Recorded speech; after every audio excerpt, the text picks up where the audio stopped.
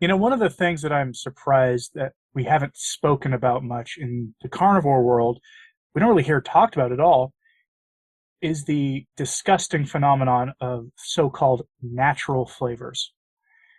You see, a lot of people in the carnivore space will use things like LaCroix or their competitor brands, or Topo Chico and San Pellegrino and other drinks, as well as drinking coffee. And a lot of times these things have quote unquote natural flavors added to them. And if you know where these natural flavors come from, you may never want to consume these things. Again, because strictly speaking, they're natural in that sense that everything in the world is natural. After all, even the most synthesized ingredients come from nature somewhere. And as you're going to see, the legal definition of natural flavors is practically non-existent. So I have 7 of these for you. 7 natural flavors. And they're all gross to some degree. Some of them are actually carnivore. That should not fill you with any hope and joy, though, about this. So let's just jump into this quickly here. The first natural ingredient is it comes from coal tar. Yes, tar derived from coal, as in, coal-fired power plants. The tar derived from coal. And that ingredient is called tartrazine. It's a dye derived from coal tar. It is a waste-derived food coloring called yellow number 5, and it's been linked to hyperactivity in children and is classified as a group 1 carcinogen when there's a lot of it in an ingredient. It's pretty commonly used in sealant medicated shampoos and other kinds of things, and is now allowed to be in your food. It's yellow number 5, so it can be found in Kraft macaroni and cheese, candy bars, colored marshmallows, fruit snacks, skim milk, yogurt. It can be found in butter, orange-colored cheeses, pickles, orange-colored snacks, gelatin, pudding, Mountain Dew, and many other products. My suggestion to you, butter jumps out there, as does yogurt for some of you. Read the label of what you're buying. If your butter that you're going to buy from the store says natural flavorings, buy a better butter. It doesn't need it. Butter should have nothing in it other than butter and maybe salt. It's really all that should be in it. The next one, number 2, comes from the glands located in a beaver's backside.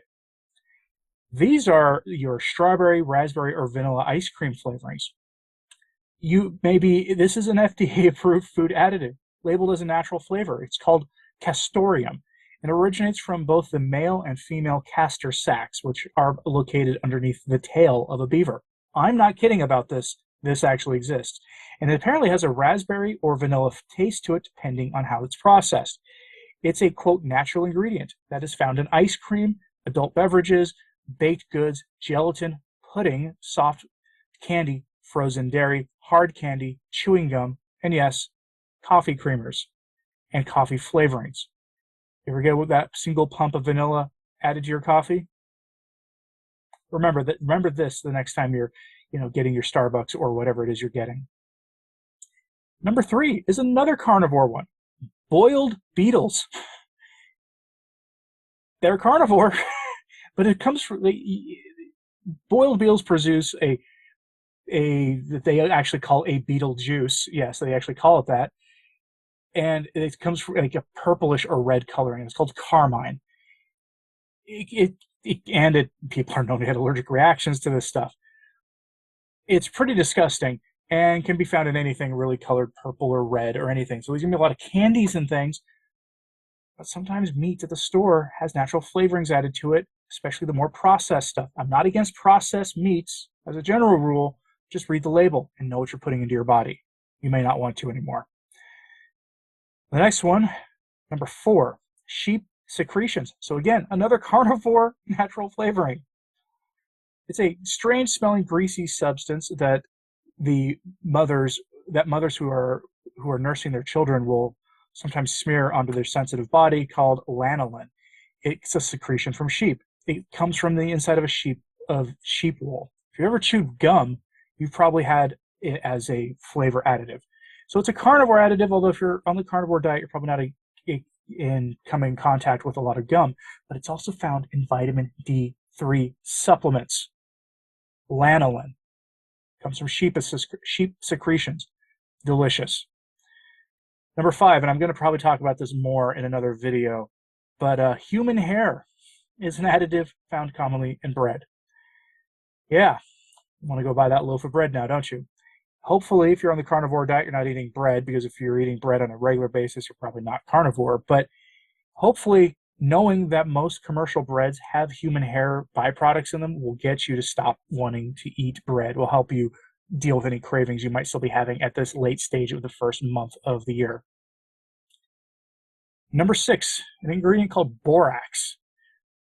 It's an abrasive cleaner, much like Comet. We're talking a floor or bathtub cleaner. It's actually used in food, but it's got the actual ingredient we're talking here is E285.